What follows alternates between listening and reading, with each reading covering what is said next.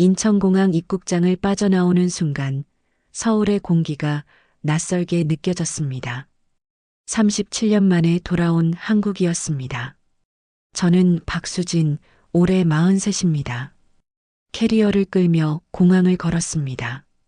주변 사람들이 한국말로 대화하는 소리가 귀에 익숙하면서도 어색했습니다. 저는 미국에서 자랐습니다. 양부모님 밑에서 자랐고 결혼도 했고 딸도 낳았습니다. 하지만 2년 전 남편과 이혼했고 작년에 양부모님마저 돌아가셨습니다. 더 이상 미국에 남아있을 이유가 없었습니다. 그래서 결심했습니다. 한국으로 돌아가자고. 제가 태어난 곳, 제 뿌리가 있는 곳으로요. 공항 밖으로 나오자 찬바람이 얼굴을 스쳤습니다. 11월의 서울이었습니다. 저는 코트깃을 세우고 택시를 탔습니다. 강남 그린힐스 실버타운으로 가주세요. 기사님이 고개를 끄덕였습니다. 택시가 출발했습니다. 창밖으로 서울의 풍경이 펼쳐졌습니다. 높은 빌딩들, 복잡한 도로, 수많은 간판들, 모든 것이 낯설었습니다. 일주일 전 한국 구인 사이트에서 광고 하나를 봤습니다. 영어 가능한 요양보호사 구함, 급여월 400만 원, 경력 무관, VIP 개인 간병, 급여가 괜찮았고 영어를 할 수 있다는 조건이 저와 맞았습니다. 양부모님을 돌보며 간병 경험도 있었습니다. 화상 면접을 봤습니다. 채용 담당자는 제 영어 실력을 확인하고 바로 합격 통보를 했습니다. 한 분만 전담으로 돌보시면 됩니다. 고령의 여성분이시고 가끔 영어로 대화하는 걸 좋아하세요. 택시가 강남 한복판에 멈췄습니다. 저는 고개를 들어 건물을 바라봤습니다. 그린힐스 실버타운이라는 금빛 간판이 빛나고 있었습니다. 유리로 된 외벽, 현대적인 디자인. 입구에는 분수대까지 있었습니다. 여기 맞으세요? 기사님이 물었습니다. 네, 맞습니다. 요금을 내고 택시에서 내렸습니다. 캐리어를 끌고 유리문 앞에 섰습니다. 문이 자동으로 열렸습니다. 로비에 들어서는 순간 숨이 막혔습니다. 대리석 바닥이 거울처럼 빛났고 천장에서는 크리스털 샹들리에가 반짝였습니다. 정면에는 그랜드 피아노가 놓여 있었고 벽면에는 유명 작가의 그림들이 걸려 있었습니다. 안녕하세요. 어떻게 오셨나요? 안내 데스크의 젊은 여직원이 환하게 웃으며 물었습니다. 박수진입니다. 오늘부터 근무하기로 했습니다. 아, 박수진 씨군요. 기다리고 있었습니다. 잠시만 기다려주세요. 그녀가 전화를 걸었습니다. 잠시 후 단정한 정장을 입은 중년 여성이 나타났습니다. 안녕하세요, 박수진 씨. 저는 간호팀장 김선희입니다. 안녕하세요. 저는 고개를 숙여 인사했습니다. 이쪽으로 오세요. 먼저 사무실에서 서류 작업을 하고 그 다음 VIP동으로 안내해 드리겠습니다. 김선의 팀장을 따라 복도를 걸었습니다. 그녀의 하이힐 소리만 복도에 울렸습니다. 박수진 씨, 미국에서 오셨다고 들었어요. 네. 7살 때부터 거기서 자랐습니다. 한국말 정말 잘하시네요. 태어난 곳이 한국이라서요. 어릴 때 기억이 아직까지 남아있네요. 김선희 팀장이 고개를 끄덕였습니다. 사무실에 도착해 서류를 확인했습니다. 근로계약서, 개인정보 동의서, 비밀유지 서약서까지 모두 서명했습니다. VIP동 입소자분들은 모두 사생활 보호가 중요합니다. 특히 302호실 김명숙 회장님은 더욱 그러세요. 회장님이요. 네. 김명숙 회장님은 국내 유명 기업의 창업주세요. 청소용역 회사에서 시작해서 지금은 빌딩 관리, 부동산까지 하시는 분이죠. 김선희 팀장이 설명했습니다. 최근 건강이 많이 안 좋아지셔서 이곳에 입소하셨어요. 연세가 75세이시고요. 어떤 병원이신가요? 백혈병입니다. 말기 진단을 받으셨어요. 제 가슴이 철렁했습니다. 그래서 특별히 간병인을 구하신 겁니다. 회장님께서 영어 가능한 분을 원하셨어요.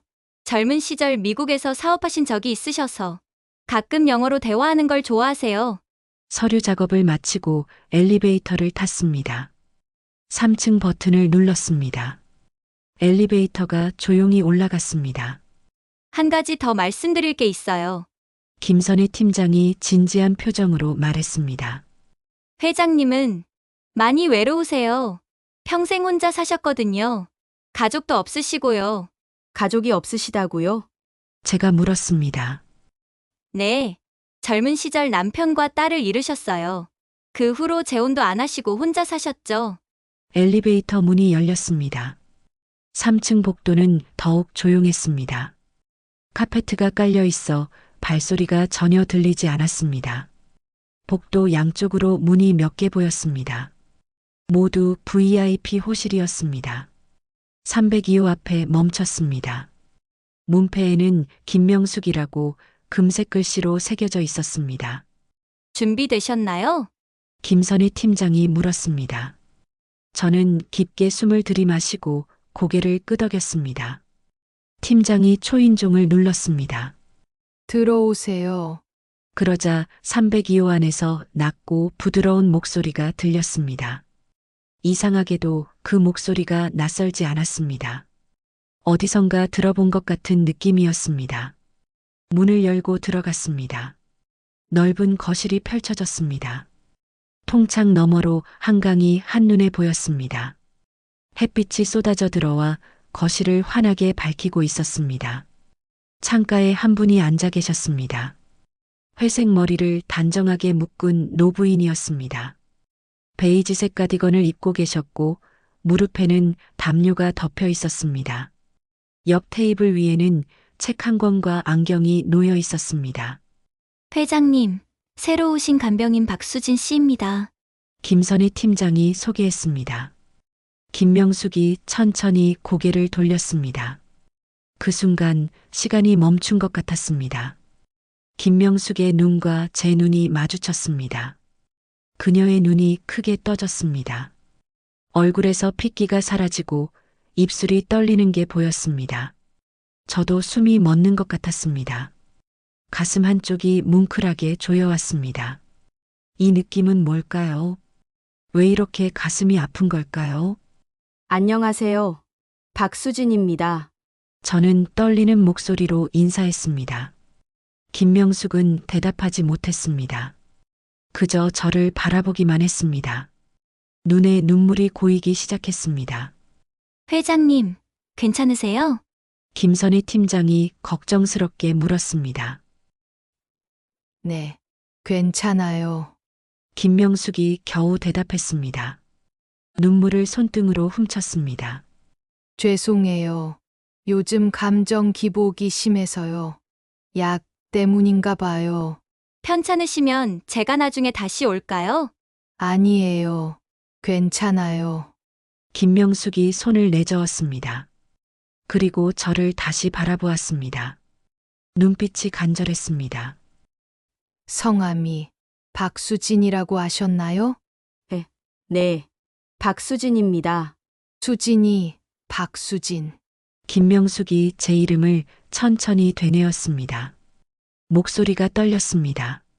저는 김명숙입니다. 잘 부탁해요. 네. 최선을 다하겠습니다. 김선희 팀장이 간단히 업무를 설명하고 나갔습니다. 방 안에는 저와 김명숙만 남았습니다. 김명숙은 여전히 저를 바라보고 계셨습니다. 뭔가 말하고 싶어 하는 것 같았지만 참고 계셨습니다. 편하신 곳으로 모셔다 드릴까요? 아니요. 여기 괜찮아요. 김명숙이 옆 의자를 가리켰습니다. 앉으세요. 불편하게 서 있지 말고요. 저는 조심스럽게 앉았습니다. 김명숙은 저를 가만히 바라보았습니다. 미국에서 오셨다고 들었어요. 네. 어릴 때부터 거기서 자랐습니다. 부모님은 한국 분이세요? 아니요. 양부모님이셨어요. 미국 분들이셨고요. 김명숙의 눈빛이 흔들렸습니다. 양부모님이라니 그럼 친부모님은요? 저는 잠시 말을 멈췄습니다. 이 질문을 받을 때마다 가슴이 아팠습니다. 모릅니다. 어릴 때 사고로 헤어졌다고 들었어요. 사고요? 김명숙의 목소리가 떨렸습니다. 네. 정확히는 잘 모르겠어요. 양부모님 말씀으로는 제가 6살 때 한국에서 사고가 있었대요. 이후로 쭉 고아원에 있다가 미국으로 입양됐다고 하셨어요. 6살. 김명숙이 중얼거렸습니다. 손이 떨렸습니다. 혹시 어디서 사고가 났는지 아세요? 제주도라고 들었어요. 바닷가에서요. 그 말을 듣는 순간 김명숙의 얼굴이 새하얗게 변했습니다. 숨을 제대로 쉬지 못하는 것 같았습니다. 회장님, 저는 황급히 일어나 김명숙을 부축했습니다. 김명숙은 제 팔을 꼭 잡았습니다. 힘이 없는 손이었지만 악착같이 붙잡았습니다. 제주도 바닷가. 1987년. 김명숙이 떨리는 목소리로 말했습니다. 네.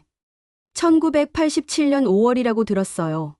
김명숙의 눈에서 눈물이 쏟아졌습니다. 제 팔을 잡은 손에 힘이 들어갔습니다. 혹시 왼쪽 팔을 한번 봐도 될까요? 그때 김명숙이 제 왼쪽 팔을 내려다보았습니다. 제가 입은 반팔 티셔츠 아래로 팔꿈치가 보였습니다. 김명숙의 시선이 그곳에 고정되었습니다. 김명숙이 떨리는 손으로 제 왼쪽 팔을 만졌습니다. 팔꿈치 안쪽이었습니다. 그곳에는 작은 점이 하나 있었습니다. 하트 모양의 붉은 점이었습니다. 태어날 때부터 있었던 점입니다. 김명숙이 그 점을 보는 순간 온몸이 떨리기 시작했습니다. 이게 여기 왜? 회장님, 괜찮으세요? 이 점. 언제부터 있었어요? 태어날 때부터요. 양부모님이 그러셨어요. 김명숙은 제 팔을 놓지 못했습니다. 김명숙의 눈에서 눈물이 멈추지 않았습니다. 37년. 37년을 기다렸어. 김명숙이 흐느끼기 시작했습니다. 저는 어떻게 해야 할지 몰랐습니다. 왜 김명숙이 우는 걸까요? 왜 이렇게 슬퍼하시는 걸까요? 회장님, 제가 뭔가 잘못했나요? 아니야. 잘못한 게 아니야. 김명숙이 저를 끌어안았습니다. 힘없는 팔이었지만 꼭 안았습니다. 찾았어. 드디어 찾았어. 김명숙의 중얼거림이 제 귀에 들렸습니다. 저는 혼란스러웠습니다. 하지만 이상하게도 김명숙의 품이 낯설지 않았습니다. 오히려 익숙하고 따뜻했습니다. 마치 오래전 어딘가에서 느꼈던 것 같은 느낌이었습니다. 김명숙은 한참을 울었습니다. 저는 그저 가만히 있었습니다. 제 가슴도 이상하게 뜨거워졌습니다. 눈물이 나려고 했습니다. 왜 우는지도 모른 채 그날 저는 알지 못했습니다. 이것이 37년 만의 재회였다는 것을, 그리고 앞으로 제 인생이 완전히 바뀌게 될 거라는 것을요. 다음 날 아침 저는 평소보다 일찍 302호실로 향했습니다. 밤새 잠을 설쳤습니다. 김명숙의 눈물과 따뜻했던 그 품이 계속 머릿속을 맴돌았습니다. 문을 열고 들어가자 김명숙은 이미 깨어 계셨습니다. 창가에 앉아 밖을 바라보고 계셨습니다. 어젯밤에도 주무시지 못한 것 같았습니다. 눈가가 붓고 안색이 좋지 않았습니다. 안녕하세요, 회장님. 어서 오세요. 수진 씨. 김명숙의 목소리는 어제보다 더 조심스러웠습니다. 저를 보는 눈빛도 달랐습니다. 뭔가 말하고 싶지만 참고 있는 것 같았습니다. 아침 식사를 준비했습니다. 김명숙은 몇 숟가락만 드셨습니다. 시선은 계속 저에게 머물러 있었습니다. 특히 제 왼쪽 팔을 자주 쳐다보셨습니다. 수진 씨. 어제 저 때문에 기분 나쁘지 않았나요? 아니에요. 괜찮습니다. 그 점 말이에요. 태어날 때부터 있었다고 했죠? 네. 처음 저를 발견했을 때부터 있었다고요. 김명숙의 손이 떨렸습니다. 찻잔을 들다가 거의 떨어뜨릴 뻔했습니다. 사고가 정확히 언제였는지 기억하세요? 1987년이라고 들었습니다. 정확히는 기억나지 않아요. 제주도 바닷가에서요. 김명숙이 눈을 감았습니다. 입술을 깨물었습니다. 눈물이 눈가에 맺혔습니다. 1987년 5월 3일. 김명숙이 정확한 날짜까지 중얼거렸습니다. 그리고 갑자기 자리에서 일어났습니다. 잠시만요. 제가 보여드릴 게 있어요. 김명숙은 침실로 들어갔습니다. 한참을 기다렸습니다. 10분쯤 지났을까요? 김명숙이 나왔습니다. 손에 낡은 상자를 들고 계셨습니다. 이걸 한번 봐주세요. 김명숙이 상자를 테이블 위에 올려놓았습니다. 손이 떨려서 뚜껑을 여는 것조차 힘들어 보였습니다. 저는 조심스럽게 도왔습니다. 상자 안에는 오래된 물건들이 가득했습니다. 신문 스크랩, 사진들, 그리고 편지 몇 통이 있었습니다. 제일 위에 있는 신문 스크랩을 집어들었습니다. 1987년 5월 3일. 제주 이오테오 해변 익수사고. 6세 여아 실종. 기사 제목이 눈에 들어왔습니다. 심장이 빠르게 뛰기 시작했습니다. 이건 그날 사고 기사예요. 37년 전 일이죠. 김명숙이 떨리는 목소리로 말했습니다. 기사를 읽었습니다. 가족 단위 관광객이 해변에서 물놀이 중 사고가 발생했고 6살 여자아이가 파도에 휩쓸려 실종되었다는 내용이었습니다. 이 아이가 당신일지도 몰라요. 김명숙이 말했습니다. 눈물이 흘러내렸습니다. 저는 상자 안에 다른 물건들을 하나씩 꺼냈습니다. 사진이 여러 장 있었습니다. 어린 여자아이의 사진들이었습니다. 돌잔치 사진, 유치원 입학 사진, 가족 나들이 사진. 모든 사진 속 아이는 저와 너무 닮아 있었습니다. 회장님. 이 아이는 제 딸이에요. 이름은 김수진이에요. 저는 숨이 막혔습니다. 성은 달랐지만 제 이름과 똑같았습니다. 저 신문기사. 제 이야기예요. 제주도에서 우리 가족은 사고를 당했죠. 사고 직후 저와 남편은 의식을 잃은 채 바닷가에서 쓰러졌어요. 김명숙이 말을 이었습니다. 사고 충격으로 우리는 며칠간 의식이 없었어요. 김명숙은 더 이상 말을 잇지 못했습니다. 흐느껴 울기 시작했습니다. 저는 어떻게 해야 할지 몰랐습니다. 머릿속이 복잡했습니다. 이후 제 딸 수진이의 행방이 묘연해졌습니다. 어느 해녀 할머니 말로는 의식을 잃은 채 물에 떠다니는 여자 아이를 봤다고 하는데 결국 찾지 못했어요. 김명숙이 눈물을 닦으며 말했습니다. 저는 병원에서 퇴원한 후 미친 듯이 수진이를 찾았어요. 제주도의 모든 병원을 다 찾아다녔죠. 하지만 수진이는 없었어요. 김명숙은 상자에서 두꺼운 노트를 꺼냈습니다. 이건 제가 37년간 찾아다닌 기록이에요. 노트를 펼쳤습니다. 빼곡하게 적힌 글씨들이 보였습니다. 날짜별로 방문한 고아원 이름, 병원 이름, 경찰서 이름이 적혀 있었습니다. 수백 곳은 되어 보였습니다. 나중에 알았어요.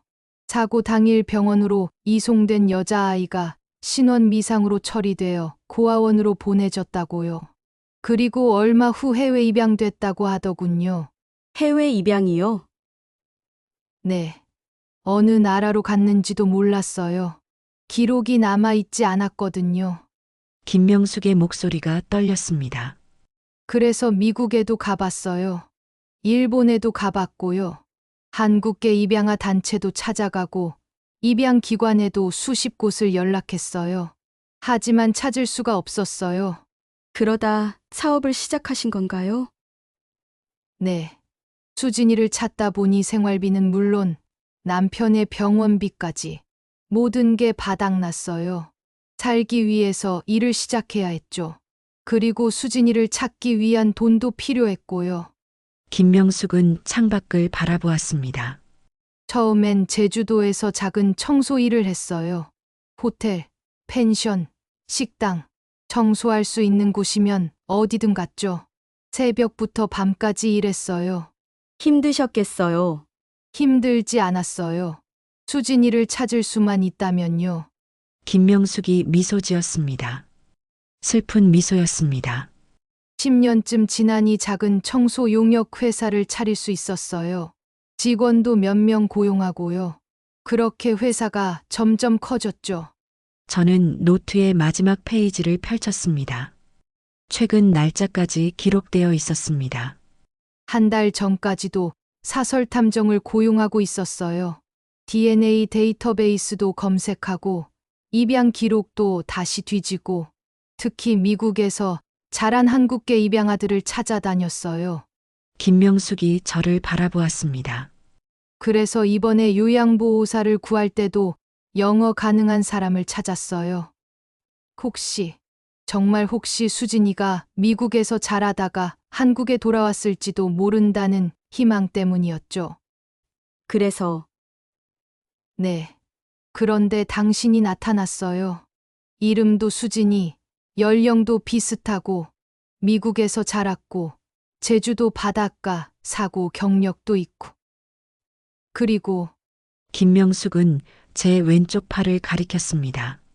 그 점까지 우연이라고 하기엔 너무 많이 겹쳐요. 저는 할 말을 잃었습니다. 이 모든 게 사실일까요? 제가 정말 김명숙의 딸일까요? 회장님, 저는 확신할 수 없어요. 저도 그래요. 제 재산을 노리고 딸인 척 접근했던 사람만 여러 명이거든요. 그래서 확인하고 싶어요. 김명숙이 제 손을 잡았습니다. DNA 검사를 해요. 그럼 확실히 알 수 있잖아요. 그때 상자 밑에서 봉투 하나가 보였습니다. 수진이에게라고 적혀 있었습니다. 저는 떨리는 손으로 봉투를 집어들었습니다. 이건 뭔가요? 죽기 전 유서예요.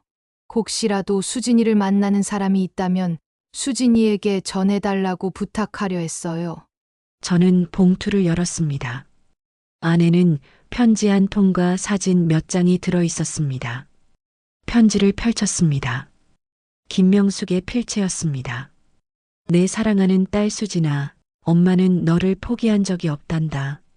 37년간 단 하루도 너를 잊은 적이 없어. 매일 밤 너를 떠올리며 기도했어. 어디선가 건강하게 살고 있기를, 행복하기를 바라면서 전국의 고아원, 병원, 경찰서를 다 돌아다녔어. 미국까지 갔고 일본까지 갔어. 사설탐정도 수십 명 고용했어. 사업으로 돈을 벌고 큰 회사를 만든 것도 모두 너를 찾기 위해서였어. 광고비도 수억 썼고 입양 기록도 수천 건 확인했어. 하지만 끝내 너를 찾지 못했구나. 엄마가 무능해서, 엄마가 부족해서 미안하다. 이제 엄마는 많이 아파. 백혈병이래. 시간이 얼마 남지 않았대. 너를 만나지 못하고 떠나게 될 것 같아. 만약 이 편지를 읽는 사람이 있다면 제발 내 딸을 찾아주세요. 박수진, 1981년생, 제주도 바닷가 사고로 실종. 왼쪽 팔꿈치에 하트 모양 붉은 점이 있는 아이예요.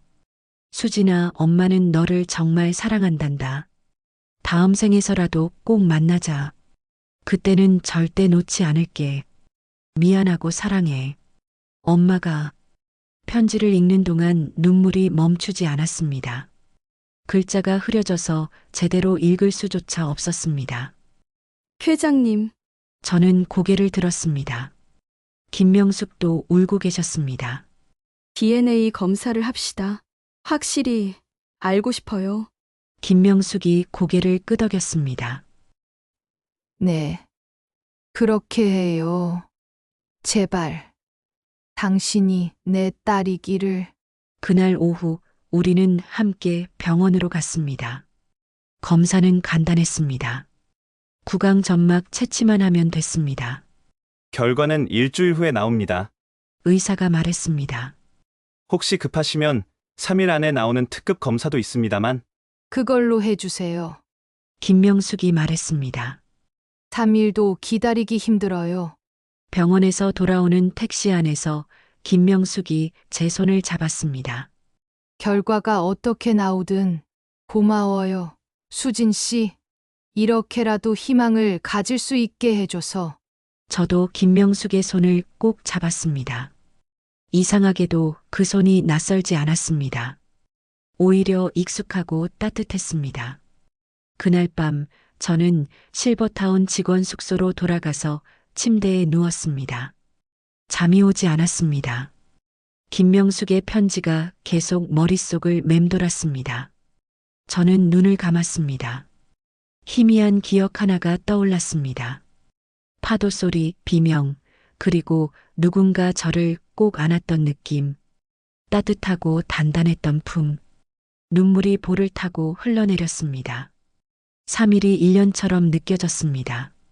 매일 김명숙을 돌보면서 저는 김명숙에 대해 더 많이 알게 되었습니다.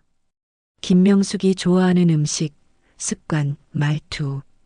이상하게도 모든 것이 낯설지 않았습니다. 김명숙도 제게 많은 질문을 했습니다. 미국에서의 생활, 양부모님, 딸 이야기까지. 저는 하나하나 대답했습니다. 딸이 있다고 했죠? 네. 에밀리예요. 8살이고요. 에밀리, 김명숙이 그 이름을 되뇌었습니다. 제 손녀가 될 수도 있겠네요. 김명숙이 미소 지었습니다. 눈에는 눈물이 고여 있었습니다. 그리고 마침내 3일이 지났습니다. 결과가 나오는 날이었습니다. 김명숙과 함께 병원으로 갔습니다. 의사 선생님이 봉투를 건넸습니다. 결과가 나왔습니다. 김명숙과 저는 서로를 바라보았습니다. 김명숙의 손이 떨렸습니다. 제 손도 떨렸습니다. 봉투를 여는 것이 두려웠습니다. 만약 아니라면 어떡하죠? 하지만 만약 맞다면 김명숙이 천천히 봉투를 열었습니다. 결과지를 꺼냈습니다. 그리고 읽기 시작했습니다. 김명숙의 눈이 점점 커졌습니다. 손이 더 심하게 떨렸습니다. 수진아, 김명숙이 떨리는 목소리로 불렀습니다. 결과지를 제게 내밀었습니다. 저는 떨리는 손으로 받았습니다. 모녀관계 확률 99.99%. 그 숫자를 보는 순간 세상이 멈춘 것 같았습니다. 엄마, 제 입에서 그 단어가 나왔습니다. 37년 만에 처음으로 김명숙이 저를 끌어안았습니다. 우리는 그렇게 한참을 울었습니다. 병원 진료실에서 의사 선생님이 지켜보는 가운데 37년 만에 재회였습니다.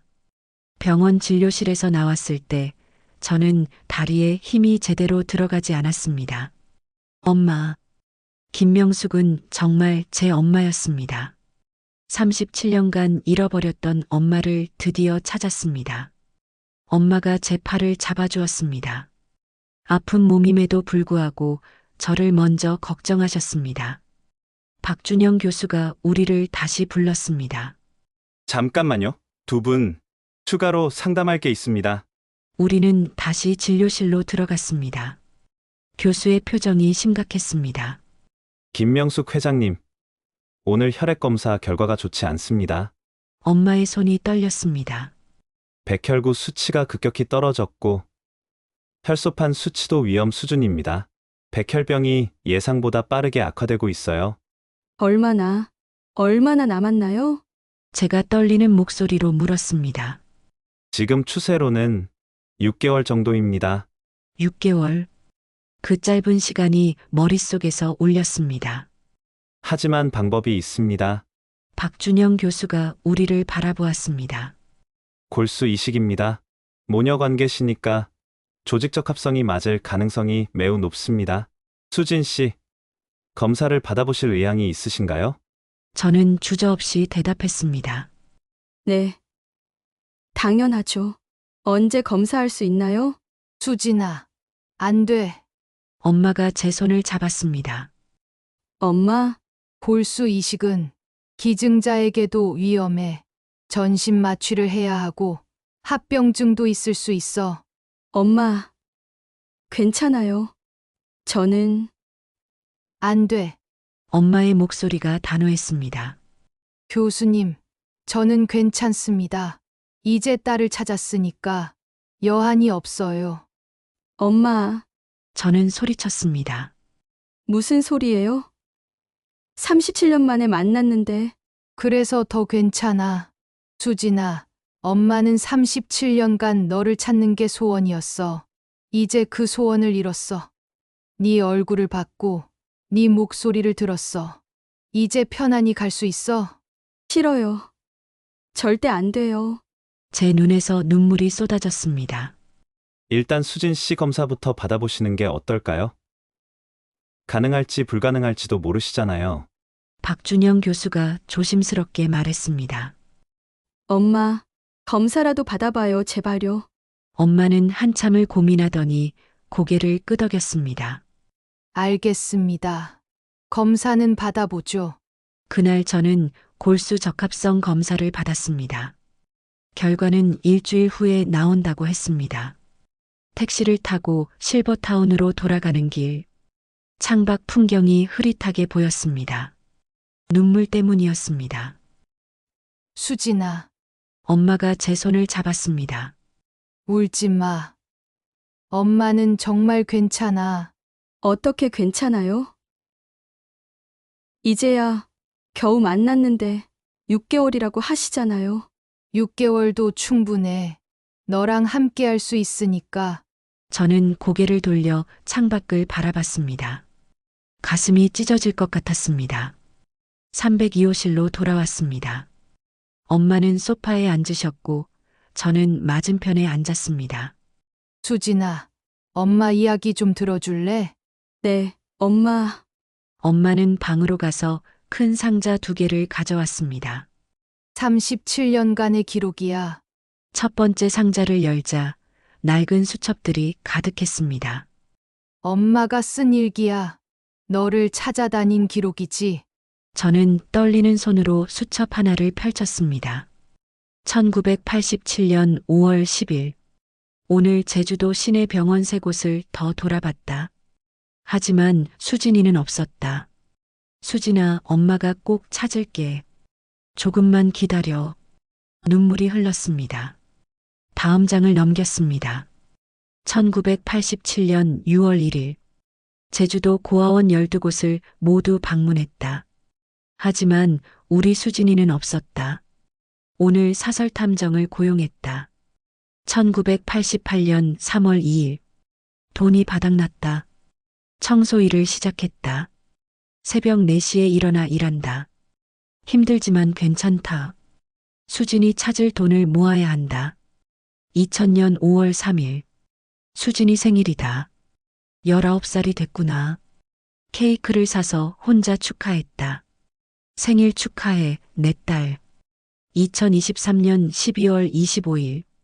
백혈병 진단을 받았다. 1년이라고 했다. 엄마가 너를 만나지 못하고 떠날까봐 무섭다. 저는 더 이상 읽을 수 없었습니다. 눈물이 너무 많이 나서요. 엄마, 정말 한 번도 포기하지 않으셨네요. 당연하지. 넌 엄마의 전부였으니까. 엄마가 2번째 상자를 열었습니다. 이건 아빠가 남긴 거야.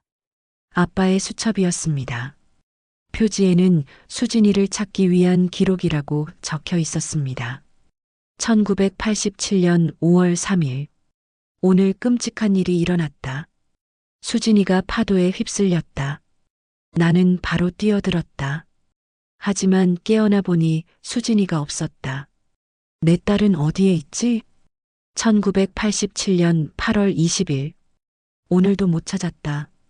수진아, 미안하다. 아빠가 너를 지키지 못해서. 1988년 2월 15일. 몸이 안 좋다. 하지만 병원 갈 시간이 없다. 수진이를 찾아야 한다. 수진아, 아빠가 반드시 너를 찾을게.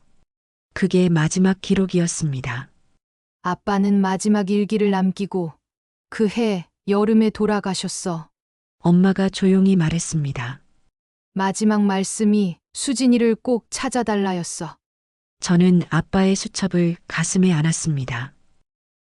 아빠, 일주일이 지났습니다. 검사 결과가 나오는 날이었습니다. 엄마와 함께 병원으로 갔습니다. 박준영 교수가 우리를 맞이했습니다. 결과가 나왔습니다. 교수가 서류를 펼쳤습니다. 놀라운 결과입니다. HLA 10개, 항목 중 10개 모두 완벽하게 일치합니다. 이 정도 적합도는 정말 드뭅니다. 저는 엄마를 바라봤습니다. 엄마 들었죠? 완벽하게 맞대요. 하지만 회장님, 박준영 교수가 조심스럽게 말했습니다. 시간이 없습니다. 당장 수술하지 않으면 위험합니다. 엄마는 고개를 저었습니다. 교수님, 제 결정은 변함없습니다. 수술은 받지 않겠습니다. 엄마, 저는 소리쳤습니다. 제발요. 제발 수술 받아요. 수진아, 싫어요. 이렇게 보낼 수 없어요. 저는 엄마 앞에 무릎을 꿇었습니다. 엄마, 제발, 제발 살아주세요. 37년 만에 만났잖아요. 이제 시작인데, 이렇게 끝낼 수 없어요. 수진아, 엄마는 저한테 딸이 있어요. 에밀리요. 엄마의 손녀예요. 손녀도 안 보고 가실 거예요? 엄마의 표정이 흔들렸습니다. 에밀리는 에밀리가 엄마를 만나고 싶어 해요. 할머니 손도 잡고 싶고, 할머니 목소리도 듣고 싶대요. 제 목소리가 떨렸습니다. 제발요, 엄마. 저를 위해서가 아니라 에밀리를 위해서라도 살아주세요. 손녀를 한 번만 안아주세요. 엄마의 눈에서 눈물이 흘렀습니다. 손녀를 안아볼 수 있을까? 네, 당연하죠. 제가 에밀리 데려올게요. 엄마가 건강해지시면 같이 살 수도 있어요. 저는 엄마의 손을 꼭 잡았습니다. 제발요. 제발 수술 받아주세요. 엄마는 한참을 울다가 말했습니다. 알았어. 수술 받을게. 정말요? 저는 엄마를 꼭 안았습니다. 고마워요, 엄마. 정말 고마워요. 일주일 후 수술 당일이었습니다. 새벽 5시 수술 준비를 시작했습니다. 엄마는 침대에 누워 계셨습니다. 수술복을 입고 계셨습니다. 엄마, 수진아, 엄마. 수술 끝나고 다시 만나요. 그래. 꼭 그러자. 엄마가 제 이마에 입을 맞췄습니다. 사랑해. 내 딸. 저도 사랑해요, 엄마. 수술이 시작되었습니다. 저는 수술대에 누워 마취를 받았습니다. 하나, 둘, 셋. 의식이 흐릿해졌습니다. 수술 꼭 잘 되게 해주세요. 눈을 떴을 때 저는 회복실에 있었습니다. 온몸이 아팠습니다. 특히 허리가 욱신거렸습니다. 수진 씨, 깨어나셨네요. 간호사의 목소리가 들렸습니다.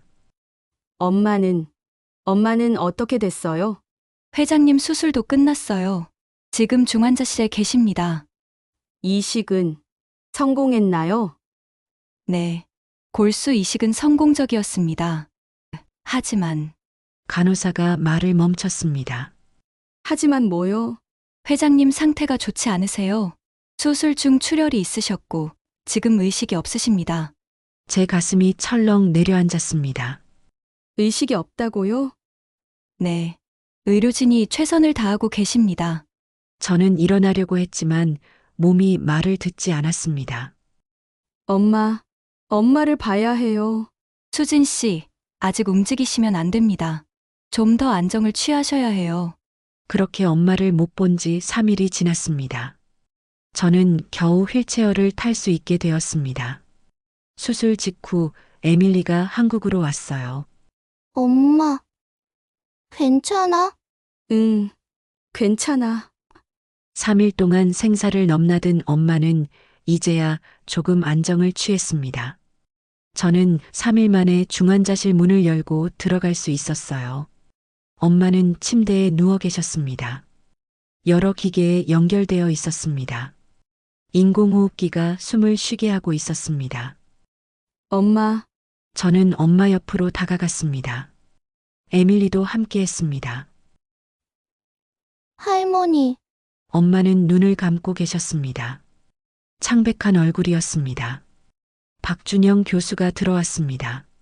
수진 씨, 교수님, 엄마는 괜찮은 거예요? 교수는 한숨을 쉬었습니다.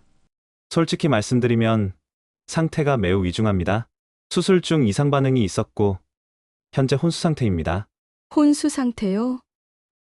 네, 뇌 기능은 정상이지만 의식을 회복하지 못하고 계십니다. 그럼 어떻게 되는 거예요? 지켜봐야 합니다. 본인의 의지가 가장 중요합니다. 깨어나고 싶은 의지가 있으시면 돌아오실 수 있습니다. 저는 엄마의 손을 잡았습니다. 엄마, 들려요? 저 수진이에요. 하지만 엄마는 대답이 없었습니다. 엄마, 제발 깨어나요. 약속했잖아요. 에밀리랑 같이 살기로 했잖아요. 에밀리도 엄마의 손을 잡았습니다. 할머니, 하지만 엄마는 여전히 눈을 뜨지 않았습니다. 일주일이 지났습니다. 저는 퇴원했지만 매일 에밀리와 함께 병원에 왔습니다. 우리는 엄마 옆에 앉아 이야기를 했습니다. 엄마, 오늘 날씨가 정말 좋았어요. 하늘이 맑고 파랬어요. 할머니, 저 오늘 한국 음식 먹었어요. 김치찌개요. 정말 맛있었어요. 할머니도 빨리 깨어나서 같이 먹어요. 하지만 엄마는 대답이 없었습니다. 밤이 되었습니다. 에밀리는 호텔로 돌아갔고 저는 엄마 곁에 남았습니다. 엄마, 저는 엄마의 손을 꼭 잡았습니다. 37년 동안 저를 찾으셨잖아요. 포기하지 않으셨잖아요. 그런데 이렇게 가시면 안 돼요. 제발 깨어나요. 저 엄마 없이는 못 살아요. 37년간 엄마 없이 살았는데 이제는 엄마와 함께 있고 싶어요. 제 눈물이 엄마의 손에 떨어졌습니다. 엄마, 사랑해요. 정말 사랑해요. 2주가 지났습니다. 엄마는 여전히 깨어나지 않았습니다. 박준영 교수가 조심스럽게 말했습니다. 수진 씨, 각오를 하셔야 할 것 같습니다. 무슨 말씀이세요? 회장님이 깨어나실 가능성이 점점 낮아지고 있어요. 죄송합니다. 뭐라고 위로의 말씀을 드려야 할지. 안 돼요. 그럴 수 없어요. 저는 고개를 저었습니다.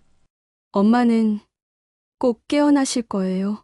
저를 37년 동안 찾으셨잖아요. 이렇게 포기하실 분이 아니에요. 그날 밤 에밀리와 함께 엄마 곁에 있었습니다. 할머니, 에밀리가 엄마의 손을 잡았습니다. 할머니, 제발 깨어나세요. 엄마가 너무 슬퍼해요. 저도 할머니 목소리 듣고 싶어요. 에밀리가 울었습니다. 저도 엄마의 손을 잡았습니다. 엄마, 우리 제주도 가기로 했잖아요. 아빠한테 인사하러요. 셋이서 같이 가기로 했잖아요. 그때였습니다. 엄마의 손가락이 살짝 움직였습니다. 엄마, 저는 눈을 크게 떴습니다. 엄마, 들려요? 엄마의 손가락이 다시 움직였습니다. 제 손을 꼭 쥐는 것 같았습니다. 할머니, 에밀리가 소리쳤습니다. 간호사님, 의사 선생님. 간호사들이 달려왔습니다. 박준영 교수도 왔습니다. 회장님이 반응을 보이고 계십니다. 교수가 엄마의 상태를 확인했습니다. 계속 말을 걸어보세요. 엄마, 저예요. 수진이에요. 옆에 엄마 소녀 에밀리도 있어요. 엄마의 눈꺼풀이 떨렸습니다. 천천히, 아주 천천히 엄마의 눈이 떠졌습니다. 엄마, 저는 소리치며 엄마를 안았습니다. 수진아, 엄마의 작은 목소리가 들렸습니다. 에밀리, 우리 손녀, 엄마가 에밀리의 머리를 쓰다듬었습니다. 왔구나. 정말 왔구나. 박준영 교수가 미소 지었습니다. 기적입니다. 정말 기적이에요. 그날부터 엄마는 빠르게 회복하기 시작했습니다. 손녀가 옆에 있으니까 힘이 나네. 엄마가 에밀리의 손을 잡으며 말했습니다. 고마워, 에밀리. 일주일 후, 엄마는 일반 병실로 옮겼습니다. 회장님, 정말 놀라운 회복입니다. 박준영 교수가 차트를 확인하며 말했습니다. 이식된 골수도 완벽하게 자리 잡고 있고, 백혈병 수치도 거의 정상입니다. 정말요? 제가 물었습니다. 네. 이대로만 가면 완치까지 가능할 것 같습니다. 저는 엄마를 바라봤습니다. 엄마도 저를 바라봤습니다. 우리는 함께 웃었습니다. 한 달이 지났습니다. 엄마는 서서히 건강을 되찾았습니다. 머리카락도 조금씩 자라기 시작했습니다. 퇴원하는 날, 우리는 병원 로비에서 박준영 교수에게 인사했습니다. 교수님, 정말 감사합니다. 아니에요. 회장님 가족분들께서 기적을 만들어내신 겁니다. 며칠 뒤 엄마는 퇴원을 하고 우리는 차를 타고 이사한 아파트로 향했습니다. 에밀리, 이제 할머니랑 엄마 그리고 에밀리, 우리 셋이 함께 살 거야. 현관문을 열었습니다. 햇살이 가득한 거실이 펼쳐졌습니다. 그날 저녁, 우리는 함께 첫 식사를 준비했습니다. 너 덕분에 살았어. 고마워, 수진아. 아니에요, 엄마. 끝까지 살아계셔 주셔서 감사해요. 혼수 상태였을 때 아주 까마득하게 긴 꿈을 꿨어. 37년간 너를 찾았던 그 끔찍한 순간들이 파노라마처럼 스쳐 지나갔단다. 그런데 그때 어디선가에서 에밀리의 목소리가 들렸어. 엄마가 저를 바라봤습니다. 그 목소리가 나를 다시 데려와 준 거야. 그로부터 3개월이 지났습니다. 엄마는 완전히 건강을 회복했습니다. 정기 검진에서 백혈병 수치는 모두 정상이었습니다. 교수님, 정말 완치된 거죠? 제가 물었습니다. 네. 완치입니다. 재발 가능성도 거의 없어요. 감사합니다, 교수님. 엄마와 저는 손을 꼭 잡았습니다. 병원을 나오며 엄마가 말했습니다. 수진아, 제주도 갈까? 좋아요. 아빠한테 인사하러 가자. 우리 다시 만났다고. 이제 영원히 함께 있을 거라고. 제주도행 비행기를 탔습니다. 창밖으로 푸른 바다가 보였습니다. 37년 만이네요. 제가 말했습니다. 그러게. 37년 만에 너랑 함께 제주도에 오는구나. 공항에 도착해서 렌터카를 빌렸습니다. 이오테우 해변으로 향했습니다. 여기가 제가 중얼거렸습니다. 응. 여기서 사고가 났어. 차를 세우고 해변으로 걸어갔습니다. 파도 소리가 들렸습니다. 기억나? 엄마가 물었습니다. 조금 희미하게요. 차가운 물이 턱까지 차오르는 저는 눈을 감았습니다. 엄마가 제 손을 잡아주었습니다. 우리는 언덕을 올라 아빠의 산소로 갔습니다. 묘비에는 이렇게 적혀 있었습니다. 사랑하는 남편이자 아버지 박진수, 딸 수진이를 지키다 떠나다. 아빠, 저는 무릎을 꿇었습니다. 아빠. 저 왔어요. 수진이에요. 엄마도 옆에 무릎을 꿇었습니다. 여보, 우리 딸 찾았어요. 37년 걸렸지만 찾았어요. 저는 묘비에 손을 댔습니다. 바람이 불었습니다. 따뜻한 봄바람이었습니다. 아빠가 대답하시는 것 같아요. 제가 중얼거렸습니다. 그래. 아빠도 기뻐하실 거야. 엄마가 가방에서 장미 화분을 꺼냈습니다. 아빠가 좋아하셨던 장미꽃이야. 우리 여기 심어보자. 함께 산소 옆에 장미를 심었습니다. 아빠, 이제 봄마다 여기 꽃이 필 거예요. 우리도 자주 올게요. 여보, 약속 지켰어요. 수진이 찾았어요. 그리고 이제 우리 행복하게 살 거예요. 우리는 한참을 그곳에 있었습니다. 5년 후 엄마와 제가 설립한 희망재단은 200명이 넘는 가족을 재회시켰습니다. 엄마는 여전히 건강하게 재단 일을 돕고 계십니다. 저는 번역 일을 하며 재단을 돕고 있습니다. 매년 봄과 가을, 우리는 제주도를 찾아갑니다. 아빠의 산소에는 우리가 심은 장미가 사계절 피어 있습니다. 아빠, 우리 잘 지내요.